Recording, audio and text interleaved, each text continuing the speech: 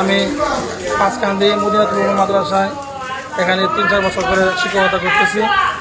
আজকে বিকালবেলা ছাত্ররা বৃষ্টি হচ্ছিল, তখন আমি বলছি তোমরা বাইরে যাও না, তোমরা দেখো পড়াশোনা করতে থাকো। তখন মাগরিবের যখন টাইম হয়ে যাচ্ছে, তখন আমি তাদেরকে বললাম যে অজু নাই, অজু করে আসো। তখন অনেক ছাত্র, অধিকাংশ ছাত্র কিছু ছাত্র অজু করতে গেছে।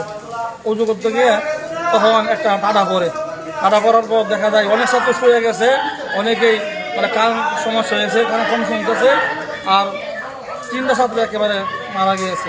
তাদেরকে অনেক চেষ্টা করেছি, আমি একটা মানুষ, তাদেরকে কুলে নিয়ে গাড়িতে তুলেছি বৃষ্টির মুহূর্তে, এবং আমি অনেক গাড়িতে ফোন দিয়েছি, তারাও আসতেছে না।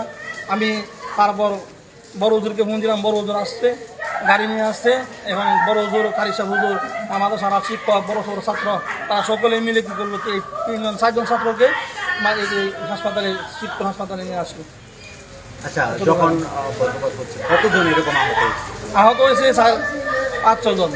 আহত বলতে কেউ বলতেছে আমার ঘাড় ব্যথা করতেছে, আমার ঘাড়ের মধ্যে একটা তাপ লাগছে, আর কেউ বলতেছে যে আমার উড়াতের মধ্যে তাপ লাগতেছে, ব্যথা করতেছে।